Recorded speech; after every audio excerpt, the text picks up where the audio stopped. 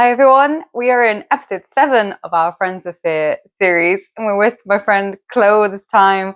And this is a great episode for any people pleasers out there. We really go in at the end about the difficulties of saying no, how to actually know what you want and what you like can be a real challenge after a lifetime of kind of going with the flow. Chloe is just such a passionate superstar of a person.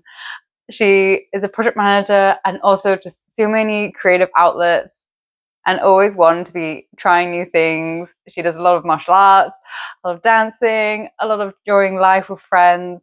And it feels like she's one of those people that's just always up to something, always on some sort of adventure. And we cover a lot in this episode. Some of it goes into experiences of coming from an abusive romantic relationship, the thought patterns that can go around realizing the dynamic you're in, and what happens once you get out of one of those relationships. So it's a really interesting take on the different types of fear, the more tangible versus the intangible, and the different ways that you can engage with those. I'm sure you'll get a lot out of this conversation, as much as I did. And I'll see you on the other side. Chloe, what does befriending fear mean to you? It's interesting because when I thought about the question, I was trying to think about whether I had actually ever successfully befriended fear or not. Oh, interesting. And I don't know if I have in a lot of senses. I think it depends on the type of fear, doesn't it? So you've got like survival instinct type of fear, like am I going to do the skydive? Is a parachute going to open kind of fear, and you have to sort of trust the technology and trust the parachute or the people training or whatever. Or there's like the type of fear, it's like, do I go and speak to those strangers and introduce myself because I'm trying to make new friends? And like all of those are quite like tangible, like survival instinct kind of fears. Obviously with that kind of stuff you just trust the process or jump into it and try to overcome it. But I think there's these other layers of fear which are much less tangible, much more intrinsic and like built from things that have happened over your life or generational things or whatever it is, which are much harder to befriend because they're harder to understand. So that those things may be like fear of rejection or fear of abandonment, fear of being alone and things of that nature. That's much more difficult to try to work with, I think. Like you can always, if you're about to jump out of the plane, you can just tell yourself like everything's gonna be fine and like whatever's gonna happen is gonna happen. But like the fear of rejection, let's say, it's much more difficult to navigate if you don't understand that you're even feeling it in the first place. Like sometimes it can manifest in a way where you will turn into perhaps like a people pleaser or do things that you don't necessarily want to do or stay with people that you don't shouldn't be with because you don't understand that you have this fear in the first place. I'm still working on, and will probably be working on for the rest of my life, is how to befriend that kind of fear. Do you need to befriend it or do you just need to understand it? And I think that's the journey that I'm on, and I think a lot of people are on, is that like self exploration of like, why do I feel like that? Why do I behave like this? Why am I a people pleaser? Why can't I say no if I don't want to do something? Or why can't I let go of that person or these friends or the partner or whatever it is that's not serving you anymore? I've come from a domestic violence household, and grew up very much in fight or flight, and that has, what I now understand now that I'm older, has manifested in me trying to keep people close to me. Obviously that can happen for other people in different ways, where they maybe push people away or become very closed off. But I became like an extreme empath, but to a point of like any subtle change in somebody's behavior sends me into a bit of a panic. Let's say. Like super reading into what they're doing. And like it can often lead to misreading things because other people deal with things in different ways. And so navigating that fear of abandonment, fear of rejection, fear of am I getting it wrong? What am I doing wrong? Do they not like me anymore? That is something that is going to take a long time to befriend, and I don't know if I should befriend it or I should just continue to seek to understand it. Mm. And I think that happens for a lot of people as well. You don't always know where it comes from necessarily. I'm quite lucky that I am able to look back on my own life with quite like a holistic view and see the things that have happened and where things might have come from. But navigating it still is a different beast, a different challenge, I think. Yeah, because the understanding can help you almost give yourself that patience, but it doesn't necessarily change the experience. It's still there. Absolutely. And like life is scary, right? Like I think you're not being completely honest with yourself if you say that you're not scared of anything, because just because you will do the bungee jump or just because you will go and talk to the strangers, like that's just some of the fears that you don't have, but there are others that you most definitely will. And the world's a scary place. It's not easy to navigate life in. And like courage doesn't exist without fear. Like you can't be brave if you don't feel fear. Exactly. And I think anybody who is like friends with fear, let's say, they've done the work to navigate that. And even if it is the person who's going out and doing the extreme sports and or like even like doing Muay Thai, for instance, like turning up there for the first time, knowing that you might get hurt is facing a fear and it's pushing through it. And people do that at different levels and in different ways. Some people throw themselves in at the deep end. Some people like go in and say, I'm not going to spar yet, or whatever that is. And they're navigating it in their own way and understand themselves in different ways. I think we're all just on this spectrum of where we're at in understanding what it is that we're actually scared of. That's really interesting, like the clocking the difference of like there's very almost like straightforward fears. It's like a tangible thing. And then there's like all the emotional, like experiential background that's just quite mysterious. It takes a lot of work to understand. Mysterious is a great word for it, because it's hard to get to know yourself. And like I think obviously getting older in general like helps with that, because life experience, you make the same mistake so many times and then eventually like, I see now. I get it now, I understand myself better. But there is like, I would consider myself a relatively brave person when it comes to the survival type fears. Like I'll just do something even if I want to scream while I'm doing it. I'm like, I'll get it done.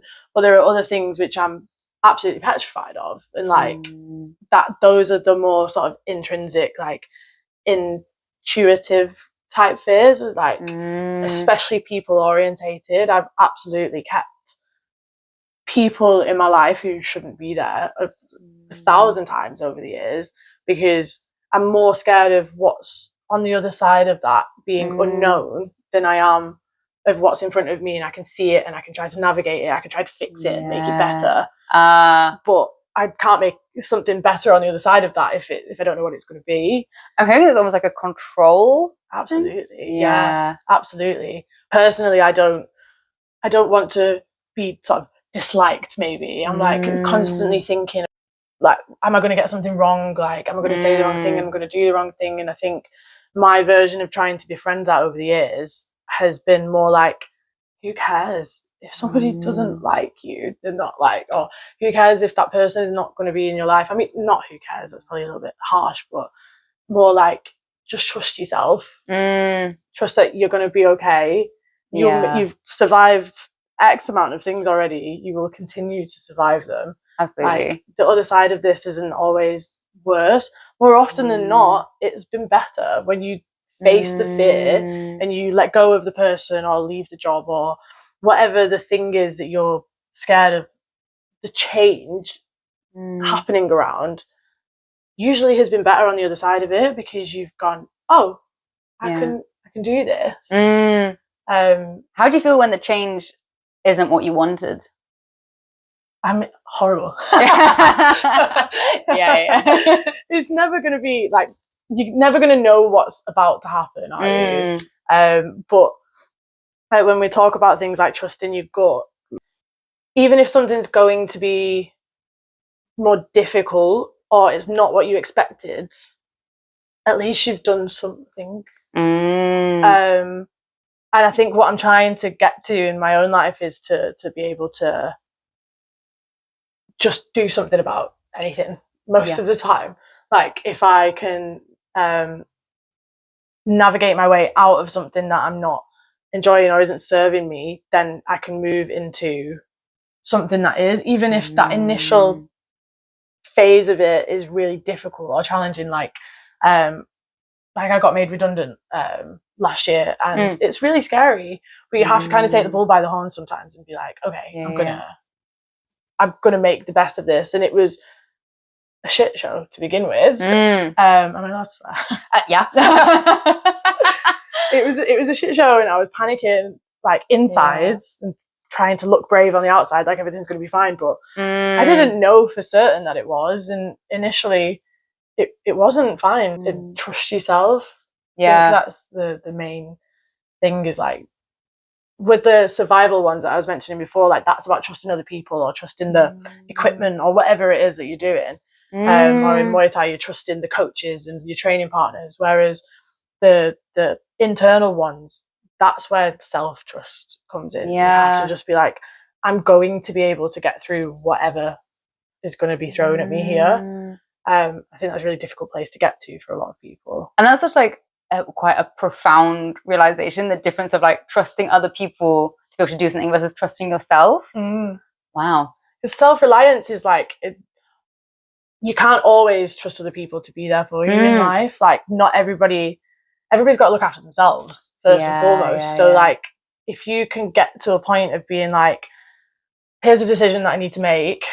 Life is not easy right now. It might get harder, but you have to be able to trust yourself to pull yourself out of that hole. And you have to be able to do that across all aspects of your life, I think, whether that's work related. Relationships especially, I think, have been a challenging one for me, whether that's partners or friendships, because I will notice that something is not right, usually quite early on. I'm quite instinctive like that, but have frequently not trusted myself enough to maneuver out of that space quickly, and then it causes more damage in the long run. And I think that's where people end up in these like ongoing battles with like relationship and self-security, and then that slowly chips away at your self-esteem, and you sink with it, and that gets harder and harder to trust yourself. And I think I suppose to take it back to befriending fear is that like building the trust in yourself and being able to take yourself away from something quickly enough. Because I guess it's like if you're turning away from that inner knowing voice, it's like, well, stop speaking up, because it's like, well, you're not listening to me. I'm going to show you in other ways. We're talking about like the sort of physiological that comes out where your body is like screaming at you. Yeah, exactly. Like, and it does, like your nervous system is so intertwined with like your physical body and your mental health, and it is all one system, isn't it? And you do notice it when, I mean, I certainly have as I've gotten older, is like, it's a physical feeling sometimes when your body's trying to tell you that something's not right or something is hurting you. And even though it's situational, or somebody's maybe not saying nice things to you, or is maybe even physically harming you, or whatever it is, but you don't do anything about it, your body feels almost like fatigued with it, I'd say sometimes. And like it becomes really difficult to be yourself. And that's when you lose the trust in yourself, I think. And to rebuild that is what befriending fear, I suppose, looks like, is to get to know yourself again after maybe losing pieces of yourself to people or situations. How are you finding that, rebuilding your self-trust? It's not as easy as it feels like it should have been, but it's a journey, isn't it? Like I am very... like I said, I'm very intuitive and very empathetic, so I have definitely struggled before to like let go of things that don't serve me. But the older I get and the more experiences I've had, sometimes maybe too many. That's enough now. Okay, stop now. I'm much better at like listening to myself now, and I'm more confident in who I am as a person as well. Like I know who I am and what I stand for. I'm not all the way there yet, and I frankly I don't think that a lot of people ever are. I think life is a constant like fluctuating journey, and you do take steps back as well. I when we were speaking in the garden before about how a few years ago, or even a couple of years ago, I was like, I've done it, I've healed. I'm better now. Like I've got to where I want to be, and that was actually just me being happy. And then certain things didn't go right in life, or like work got a bit more stressful, or relationships didn't go as planned, and I sunk again, and I took a big step back in my journey and where I was at initially. And that was a bit of a wake-up call for me, where I was like, oh, actually, I'm not healed, and there's still a way to go. It's always going to be a work in progress. And you learn something new about yourself all the time, every time you try something new or go somewhere new or meet new people. Personally, I don't ever want to be the same person 1 year to the next. I'll keep what grounds me and who I am, like sort of at the core of it all, but I want to go try new things and develop and grow and change, and maybe things that I enjoyed doing this year and last year I might not do next year. And I want to relish in that, and like that. How can you ever fully know yourself if you're constantly changing? Yeah, exactly. And sometimes it feels like an unknowing as much as like a discovery of yourself. Yeah, be excited about it. Yeah. Figure it out. Yeah. We're all just figuring it out anyway. Absolutely. It's like a lifelong process. Always. And I think that's what meeting new people is about for me as well. Like, I'm quite a social butterfly anyway. Like, I really relish in like asking people questions and learning about them. And I think that when people do it back and that's sort of reciprocated, and like, I think socializing is a really important aspect of it for me. And I appreciate that for a lot of people, maybe that introspective side of life is maybe more enlightening to like who you know as a person, and more grounding perhaps. But from my perspective, like, I've learned more about myself by the people that I've met and brought into my life and explored with than I have just sitting by myself. Although that's still equally as important, I think.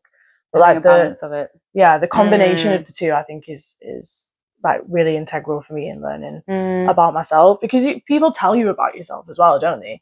Like, the observations of how you do certain activities. It's hard to find a community sometimes, and sometimes a community that did belong to you at one point, let's say like ravers and partiers and whatnot, or like Muay Thai, and they that changes and grows anyway, and friendships can come and go and whatnot, and it can be easy for that to be scary. Because there's naturally periods where like you feel like you have less because you're changing, but it's just, you just got to give it a bit of time and you find other people. Like meeting you guys at the gym, like, was a new experience for me, in the sense of like that meeting people who were sober, or meeting people who were professional fighters or whatever it is, like, such different lifestyles to me. And I learned a lot about myself in that setting, because I was always like, maybe I'm really sporty and brave, and then I meet people who are actually sporty and brave, and I was like, oh, maybe I'm not actually. It's like, I don't want to spar today. Not the face. It's like a different like benchmark. Absolutely. But if you constantly, if you don't move around your life and meet new people, and I know that it's easier said than done sometimes, like it's not always easy to just go out and meet new people, but when you do, you start to learn about your limitations and where you can also get to, and things like that. So I find that a really interesting part of life. I think and that's quite an important thing of like, sometimes you just don't know parts of yourself because you've just not come across the concepts. That was a big thing for me of like realizing I was a lesbian. Was just like, for ages I was like, well, I didn't really know that existed. So I was like, well, exactly. So I was just like, oh, there's just something isn't right with me. And then I realized, oh, gay. Gay.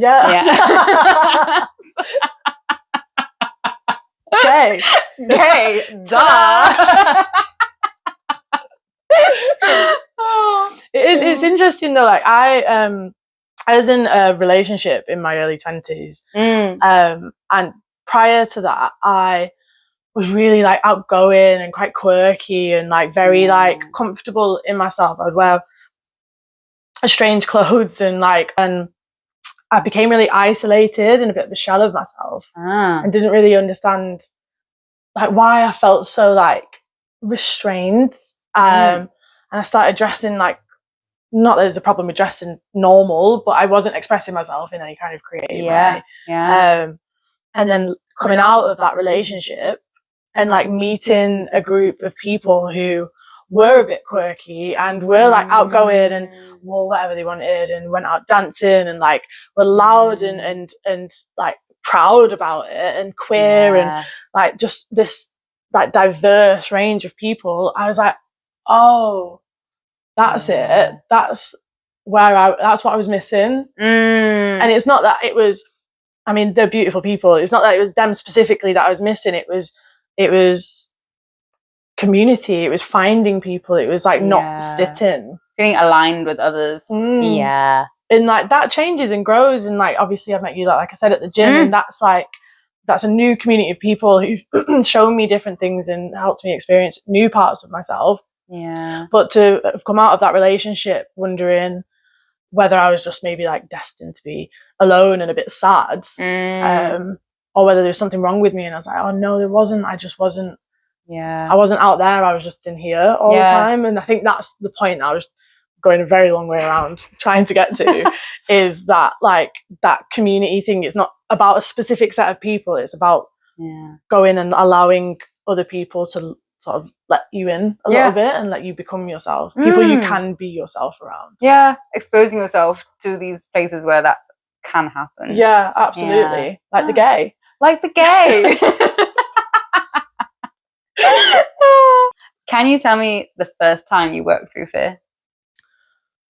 Ooh, the first time? Will have happened a lot when I was a kid. Like I said, I was around a lot of domestic violence, and I was very much in fight or flight all the time. So I imagine it would have happened a lot then, but I kind of hid from myself a little bit at that age.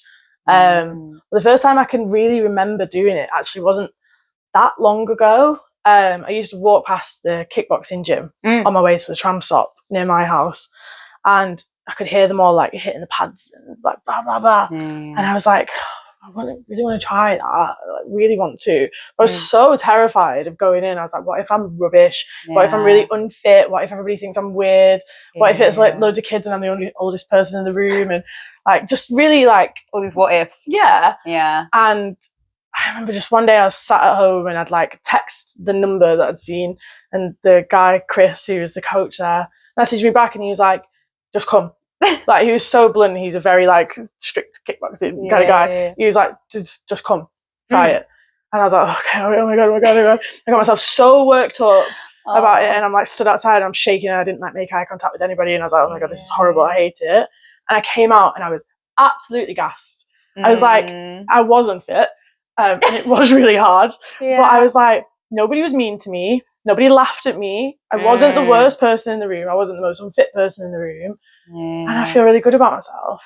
And I was like, oh, you can do stuff. How did that feel? Amazing. Yeah. And it wasn't that long after leaving that relationship, I'd like moved into a new flat, and like I'd started to make friends and was becoming much more comfortable in like who I was as a person.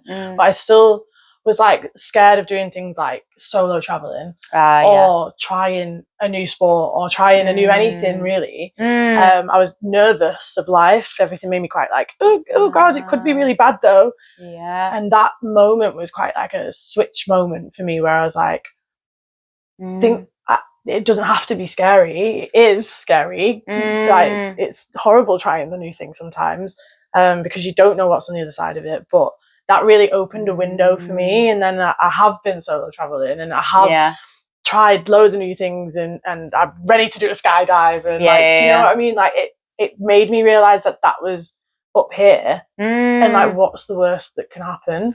How is your relationship now with that voice of like, oh, all these bad things could happen? So much better. Yeah. So much better. I still, like I said, I struggle on a more intimate relationship basis, more so of like how to cut ties with some body or something that isn't serving me. But the fear of like trying new things it's I'm still scared. Like, it's still, you get the adrenaline and but I can move through that so much easier. I'm so much more confident in like, I can walk into a room and say, hi, I'm new here. and like just air that version of myself, and realize that people will like me probably. I'm quite very nice. likable. Nice. I like you. But that was what it was. I think I'd had it drilled into me from being a kid all the way up through that relationship that I wasn't very likable, and that like I couldn't do stuff, and that things were going to be bad if I tried stuff. Like in my childhood home, you couldn't really breathe without it kicking off. Do you know what I mean? So I became very like, oh, if you step foot wrong, then something really bad's going to happen. And I think I'd started kickboxing at maybe 26. I'm 30 now, so it really wasn't that long ago with the spectrum of life. But my world changed. Yeah. And that happened alongside meeting a group of people who were more similar to me, or the person that I had been before and was inside me that hadn't come out. That the whole trajectory of who I was as a person started to change quite deeply at that point, I think. It's a powerful like thing to go through, of knowing that like where all that bad things are going to happen has come from. It was very valid. So that you don't need it anymore. You can just let go. I mean, it's difficult because I had a lot of toxic relationships, and I was in one not very long ago where I was physically abused, and so that could have set me back a long way. And for a minute it did. I came back from that situation, and I kind of hid from the world, and I became quite anxious again, and was like, oh, nobody likes me, everybody's going to fall out with me, like, do you know what I mean? All of those like catastrophizing thoughts. And I kind of just had to pull my socks up a little bit and be like, you've done it before, mate, like you can do it again. That's when I joined Muay Thai. That's when I joined Master A's. And meeting again the community of people there who were really accepting and wholesome, but also really hardworking and fun, and this, and everybody's from a different background. I was like, oh, I've got a place again. Like, here's something that I can like feel safe in, even though everybody's punching each other. Wild place to weirdly feel the safe. safest place. But it was again like I had to be brave, do something to make a change, and I just go for it. And that again, these life-changing things are only little things like joining a new gym. Like, it doesn't seem like it could be so immensely powerful, but it really is. Sometimes it's the little things that will make a huge difference to your life, because you don't know who you're going to meet on the inside. Absolutely. And it's interesting because like at the beginning you were talking about that difference of like there's the scary things that are like tangible, and then intangible. It's almost like to enable you to deal with the intangible, you're dealing with like something tangible. Exactly. And like obviously we were talking earlier about like not locking in too hard to like avoid feelings on other things, which is something to always be cautious of, I suppose. Is it's like avoidance, maybe biting the bullet on like just do the thing. Sometimes you just kind of have to get over it a little bit. Like as straightforward as it sounds, like it is as easy as walking through the door somewhere, or if it's somebody or something that you're scared to address, it is as easy as picking up the phone or like having the coffee. Do you know what I mean? These things are just like one step away from changing everything. And I was reading something, it was talking about like fear is so connected to your ego and all of your personal goals and expectations for yourself in your life. So it's like if you can like hold those a bit more loosely, then it's easier to just do it. Absolutely. You're like, well, I don't need to go into this class and it to be the best experience. It could just be okay. I don't need to be the best in the room. But then when I went to Muay Thai, it wasn't about being the best in the room. And I've not, let's be serious, I'm never going to be the best in the room. There are some good people in that room. Some really good fighters in that. But it's also just a bit like, I do it because I enjoy doing it. Like there's the fitness element of it, there's the friends and the social element of it, and like it's like when I started painting over lockdown, and I made like a little Instagram account, and I was like, people kept saying about monetizing it, or like, oh, you should like maybe try and paint and sell stuff, and I was like, I don't even care about being bad at this. I'm doing it because it gives me 2 hours of alone time sat in my room with music on. Very mindful. And just making a mess. I was like, I don't need to be the best at everything. And it's a difficult thing for a lot of people to let go of. Like, people don't want to do something that they're going to be bad at.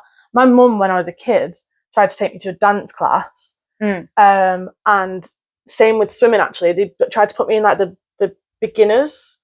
And I kicked up the biggest fuss and refused to join in because I wanted to dance with the big girls, not the little. Like, I don't want to be with the beginners. Yeah. That like is full diva mode. Yeah, I was like, well, I'm not doing it at all then. And like, it is a mentality that you can carry through life. It's like, well, if I'm going to be bad at it, I don't. What's the do point it at all? Yeah. And it's like, actually, there's a lot of enjoyment in like the process of learning. Yeah, just the messiness of it. Yeah, be messy, be bad at stuff. Yeah. If you look like you're having fun doing it, nobody's going to bat an eyelid. It's very freeing to be bad at something. Absolutely. Yeah. And some of the belly laughs that you have in the gym as well when you're being bad. Yeah, when you try and do a kick and trip over nothing. Yeah, absolutely. Oh my God. Hilarious. Or when you kick somebody in the head by accident because you've missed the pad. Sorry. Shocking. What has been the most important experience for you of feeling all this fear and choosing to move through it? Leaving that relationship. That first long one. Him when I was like 20. And it was like fresh out of uni, like new life, big girl world, big girl job. I didn't really know who I wanted to be with or who I was supposed to be. And I very quickly became quite isolated. And you could tell it in me as well. Like I really was just like not the girl that I'd been before. And I kind of told myself that I was just getting older. Like I'm not as young and vivacious. Like at 21. You're like, a baby. I'm a child. And as the years went by, I just kind of like accepted that I just was going to be that person. Until I didn't. Until I was like, hold on a second, like I've got a whole world out there I need to explore. And I left quite quickly. It all happened in like the blink of an eye. I just kind of went, I'm going, and left. And I was absolutely petrified because I'd been suicidal, like pretty actively. Like I wanted to not be here anymore. And I was so scared that I was going to leave and be alone because by this point I didn't really have any friends either. I didn't have anybody. Like, I had my family, and it's not always an easy life with family either. And I was like, I'm going to leave this. And all of my friends were his friends, and I was like, I really am like raw dogging life like this now. And it was awful at first. I was like, I'm really alone. And then I just, again, made the choice during that time to be like, if you're alone, go do something about it, mate.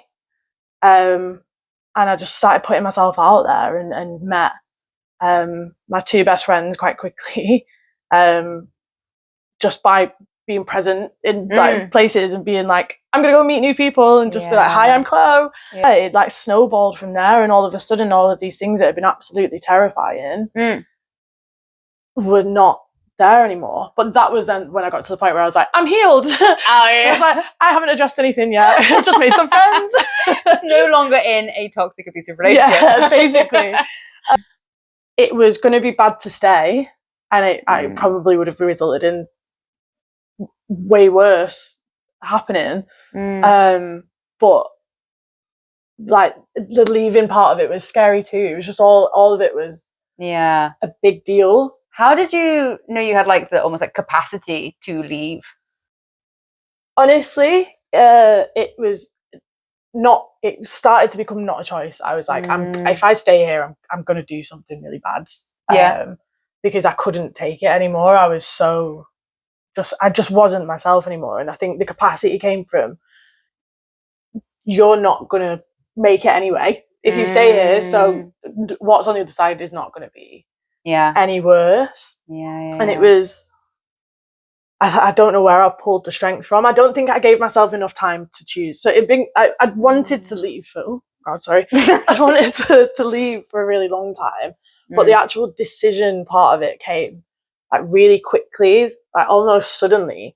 We like moved into a new house, and I was outside of Manchester. So we'd lived in the Northern Quarter and then moved away. And I think living outside of the hustle and bustle, I was like, oh my God. And then lockdown hit, and it was just us. And that's when I was like, do something. Yeah. And I kind of just had to, one night, I just kind of turned around and I was like, I'm breaking up with you, I'm leaving, I'm going to pack up my stuff and go home tomorrow to my mum's. Like, just one big sentence. Like, get it out! And I couldn't take it back then once I'd said it. And the next day, called my mum and was like, I need you to come and pick me up, I'm coming home. And I think she knew the position that I was in anyway, because she didn't even bat an eyelid. She just went, okay, I'm coming. Came and got you. Yeah. And I didn't really look back after that. It was all very, life-changing. Yeah. Scary, but important. I wouldn't be here today. Especially not as I am now, like fitter, happier. Not fitter like fitter. Like, well, physically fit. I'm way hotter now. Everyone got a happy ending. You're welcome. Oh, yeah, it just like I wouldn't be who I am if I hadn't have made that decision. I even dressed differently and stuff, like it just wasn't myself. But it's like I said right at the beginning of our conversation, it's like this journey of like finding out who you are. And like, how do you know if you don't feel yourself? How do you figure that out in general? It's just not always very tangible. I guess you kind of like, you felt that you were losing yourself. So it's like that sense of self almost got stronger because you could tell when it wasn't there. Yeah. But I didn't know who that was supposed to be. I didn't know who I was like gearing up to become. So it was just like a take the plunge and see what happens. Wow. Yeah. Never in a million years would I have thought that I would have done any combat sports ever in my entire life. It's wild. Yeah. Wild. How did you see your life going? I just felt so like freed that I felt like anything was possible. Like I started to make really big strides in my career really quickly. Like I went from like up through a couple of jobs and like doubled my salary within a couple of years, and like had so many friends. I never had anything to like, never had any like concern that like I wasn't gonna have something to do on the weekend, or like I started to get really fit and was like running and like just living again. I don't think I even thought that far ahead into the future, because I'd spent so much time with him thinking about the future and like, oh, maybe if we like had a baby, like things might be better. And like I got so happy that I just didn't really think that much about the future. I was like, I was so grounded in the present and was like, I just feel good. Now. Free, as you said. It's so liberating. You don't have to think about the future, and things change, and life is not always easy and straightforward. Recently I've definitely felt like that again, where I've been like, who cares what the future holds? Like, have a nice time now. You might not be here tomorrow. Could get hit by a bus. Be present, enjoy it. Just enjoy it. Like, that's what it's all here for. It doesn't have to be so serious. It doesn't. I think adulting can get very serious very fast. Oh my god. It's redundancies, like, council tax. It's like we're on a floating rock in space. Like, literally, chill out, everyone. Christ almighty. Have a dance. Dancing actually really helps to me. Sometimes I have like a little dance break and I'm just like, well, I feel better. Same. I'm talking to myself. Oh, I talk to myself all the time. I just can't shut up though, really. I think nobody's listening to me. It's going to be 5 hours long.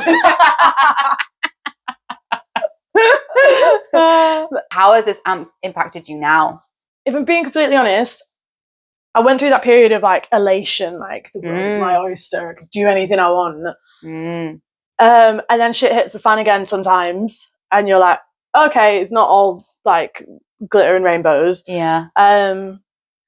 I now am very comfortable in the fact that I don't know everything and don't have all the answers. And that there are still things that I am going to be scared of, that I don't understand. And it was quite like, nothing can faze me. And now I'm happy with the fact that some things can faze me, and like I accept the fact that like life ebbs and flows, and like sometimes I'm just not going to understand why something's not going right, or somebody's being a certain way, and like, do you know what I mean? Like I'm comfortable in like the fact that I still have things to learn, and that it's not always going to be perfect.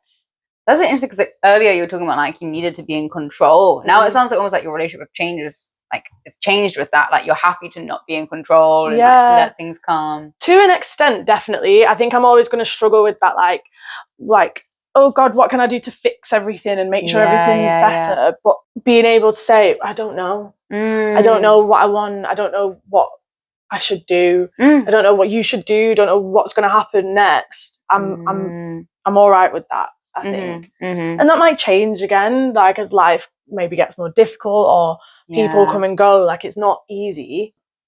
And I think that's part of getting older as well, isn't it? Is like when you're younger, you've got quite this like obnoxious, like, I know everything. Like when you're 21 and you're like, I'm an adult now.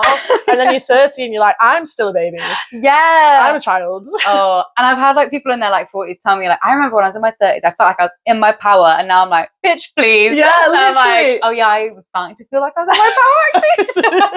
So I'll just sit back. It's just wild, isn't it? How secure in yourself you can feel in your 20s, or secure in like what you think you know. And then the older you get, you realise what you don't know. You don't know anything. You don't know anything. And then that becomes the joy, is the not knowing. Yeah. I'm happy and relaxed in that, I think, now. Being like, I'm okay with like the fact that I still have a long way to go. The lack of answers is like fun. It's like mysterious, but in a good way. Sometimes, And it's like when I was turning 27, I was petrified. I was like, this is my late 20s now. I'm getting so old. And then when I turned 30, I was like, start of a new decade. I was like, I could be a whole new version of Chloe. Like I can leave all of that decade behind me, take the learnings, and start again. I'd love to know, as you've gone through all of these things, what has been like an energy source for you? What's kept you going? Oh, I'm going to be really cringy. Do it.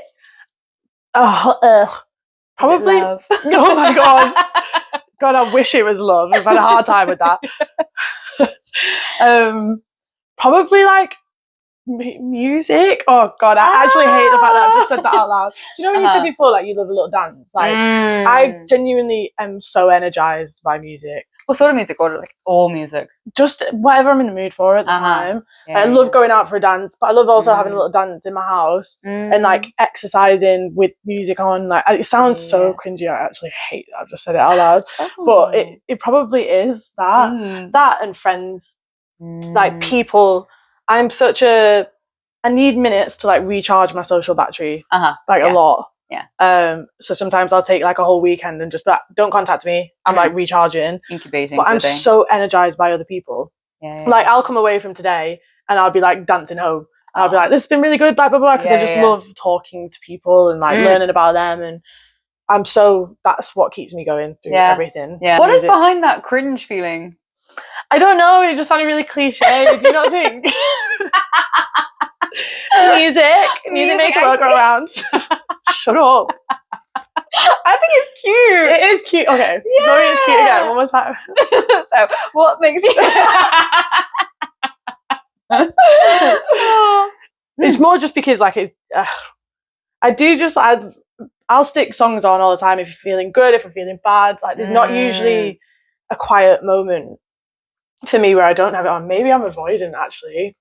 Maybe I'm using it as a distraction. Maybe it's not cute. Deeply troubled. You're deeply troubled woman. She can't listen to a single voice in her head. I know, because maybe I'm just equally troubled, but like I find like certain films can help me cry when I feel like I can't cry, but I need to cry. So like a big one for me, coming from like a not great family, is the Guardians of the Galaxy series, because it goes through like trauma response and like not so great parents and stuff. So like when I can feel like I've got a build up of like feeling but I can't quite get it out, I watch the Guardians of the Galaxy films. That's a wild one to watch, but fair enough. It's just a cry. I'm like, thank you. Of all of the films that I thought you were going to say, I did not think it was going to be Guardians of the Galaxy. Yeah. It's interesting, isn't it? Because like I used to see crying as a weakness, and when I worked in recruitment, which was like hardcore, and it was lots of boys, all men, young men, everyone's macho, like they're all like seem like prepubescent, but they're all 25.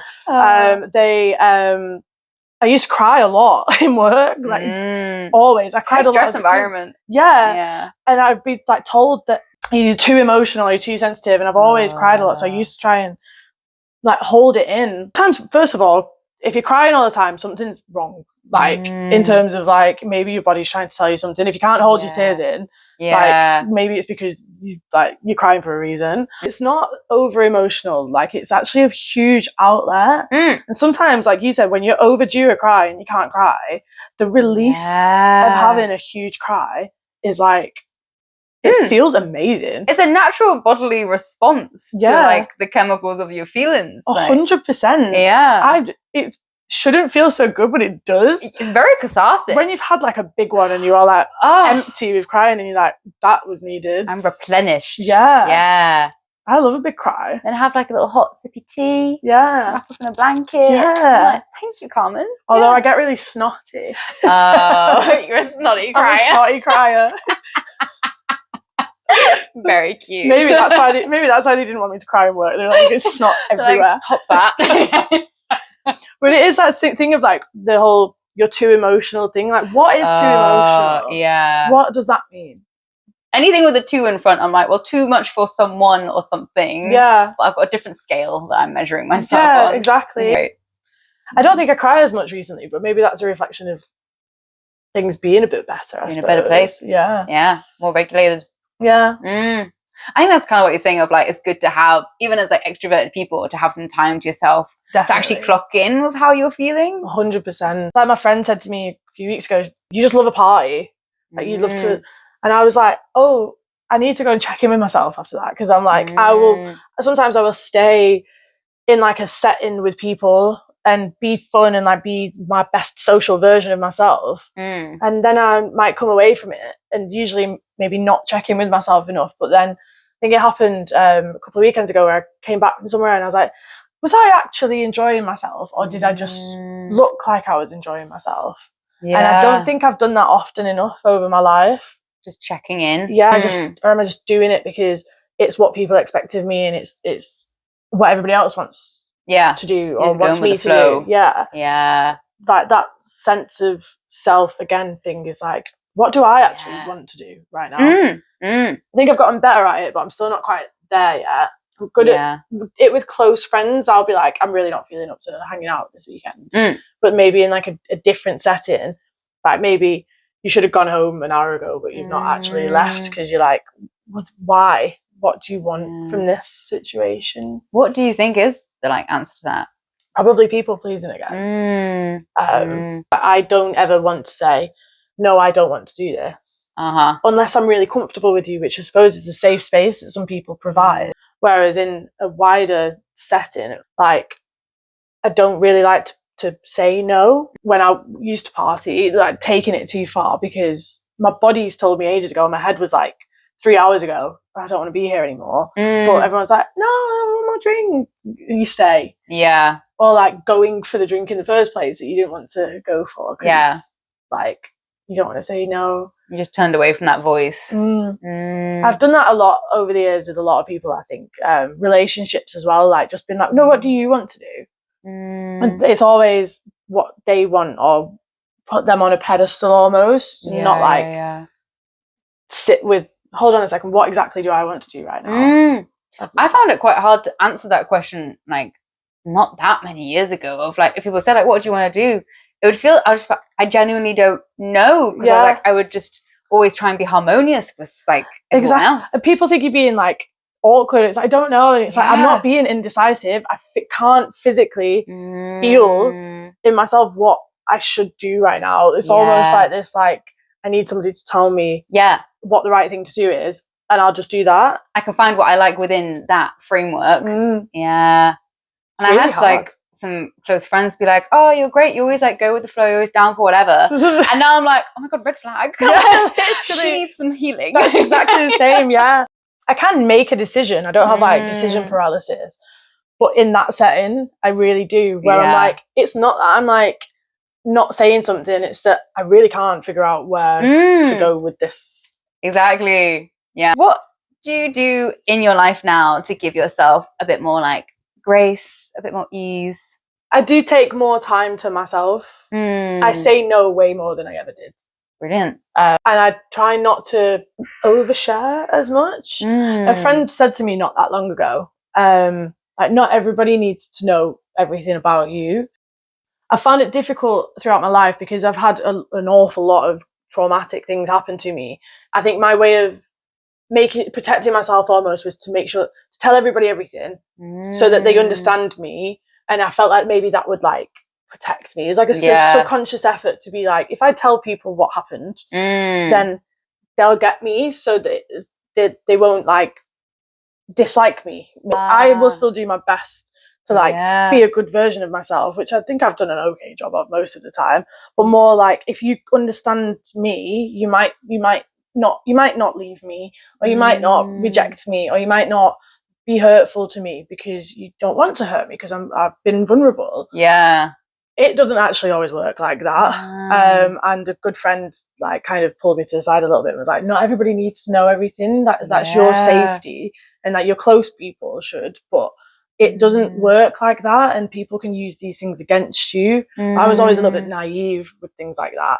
My way now of being a bit more gentle with myself is to be more selective about who I trust, and to say no to a lot more things, and take the time to be like, I'm just gonna do me. Yeah, keep more for yourself. Yeah, I'm a lot more comfortable with being alone than I ever was when I was younger. I shield myself a little bit better from other people than I used to. I used to open myself wide open, to just like, here's everything, don't hurt me. Yeah, I don't want to be a vulnerable person forever, and I think people read it on me quite quickly because I am a people pleaser. I think I come across as vulnerable quite a lot, and I don't really know how to navigate that. That's still something that I'm working on, is to like not keep myself wide open for people to take advantage of that, maybe. I'm vulnerable. There are things that are not completely right with me all the time. Like, I have got trauma, I have got to work through that, and like, I'm not going to get it right all the time. I am going to say the wrong thing, I'm going to react to certain things. I do have a defense mechanism that might not be appropriate in every situation. I'm much better at like not beating myself up for feeling those feelings, or whatever that looks like. I'm much kinder to myself about it now, and protective with who I share those things with. Do you do that in practice? That like being kind to yourself? I suppose the main one really is like, if I'm feeling something, letting myself feel it rather than telling myself what other people have said, which is, you're too emotional, or you're too being sensitive. Like, what I've learned is that if you let a feeling be felt, it will pass a lot quicker.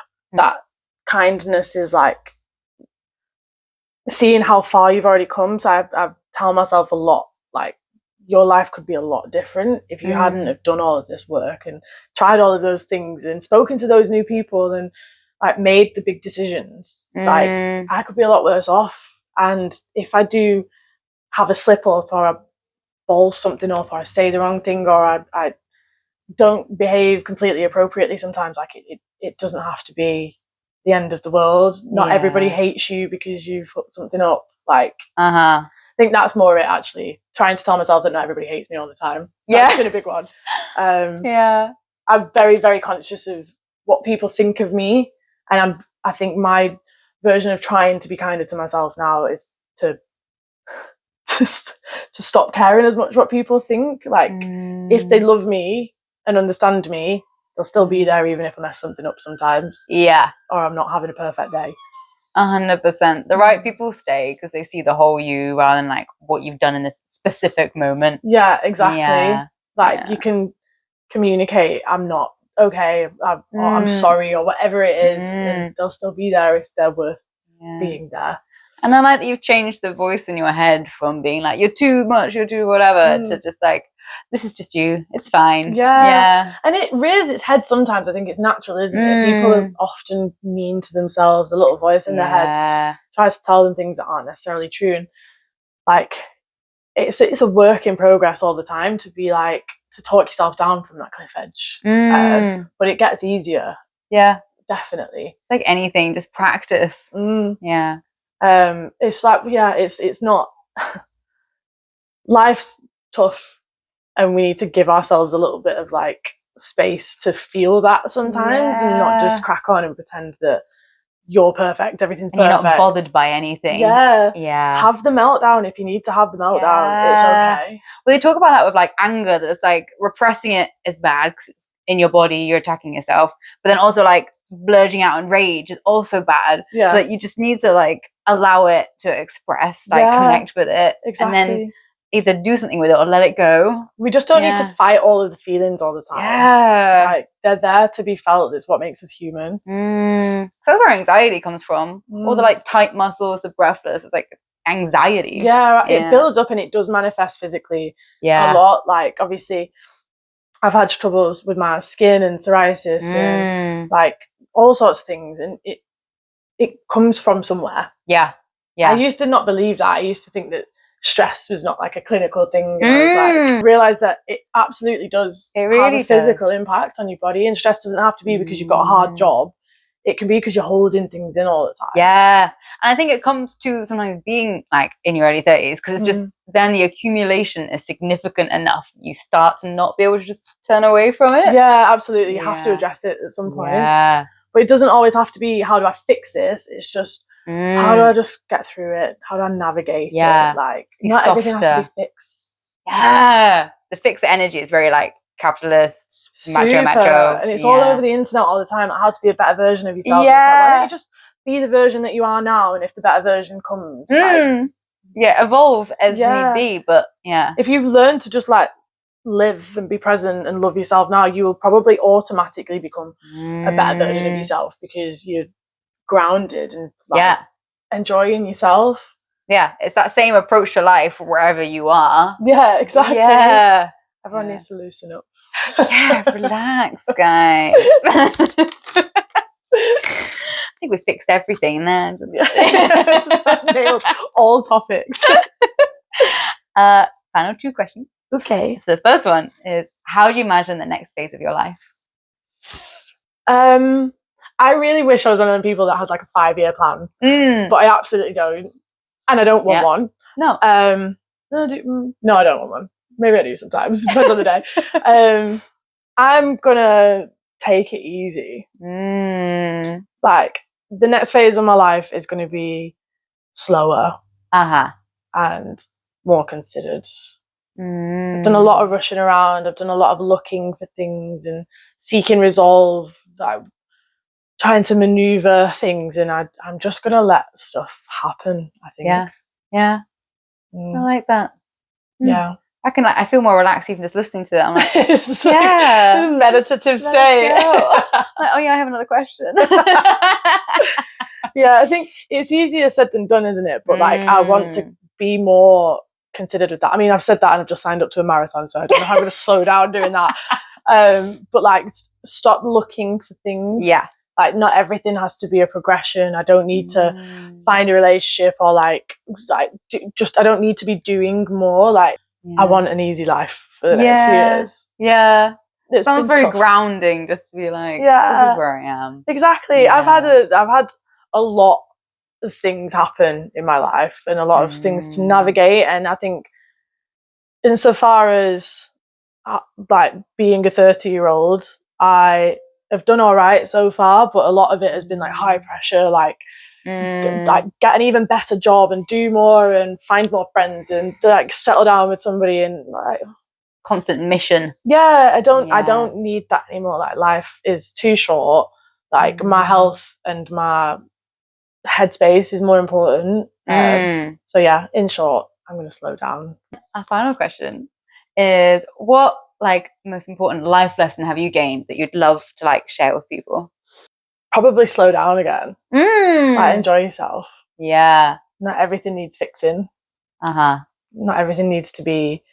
Everything is going to be a work in progress forever anyway. You don't need to like try too hard, and you can't fix everything at once. I wish somebody would have told me that a few years ago, because you're going to have a lot of problems. We're all human. Yeah. You can't do it all at once. So just take it easy. Yeah. And learn about yourself. Learn about yourself and what you want and what you like, and do that. That's what I'd say. Which you can only really find if you stop trying to fix everything and just slow down. Yeah, exactly. Figure out what you enjoy doing and do that. Try the new thing. No, take it all back. That's Okay. take it all back. Rewind. Try the thing. Try the thing. Try the thing that you wanted to try. That if somebody had told me that years ago, I'd have probably put myself on a better trajectory much earlier. Yeah. Try the thing. Try the thing. I love that. Thanks for sharing. No problem. That's everything. Oh, thank you. There we have it. You can learn from Chloe's experiences of trusting the process before you're able to trust yourself and feel like you have a strong enough sense of self to go forward with that. I really liked how she showed you could do the more tangible, like physical things that can trigger fear. And her example was like going into that first kickboxing class, whatever it is. And actually the process of going through that helps you face those more intangible fears that are things like anxiety, people pleasing, the more like emotional fears that can be harder to see on a page. And we come back to, after all these experiences of trauma, people pleasing, all the survival, the coping mechanisms, of actually slowing down. And that can include things like running a marathon still. It's about that, like, expressing how you feel, not trying to hold it all in and just keep going, keep going. It's allowing yourself to really live and enjoy the things that bring you joy in life. So I really look forward to chatting with you in the comments, and I'll speak to you soon.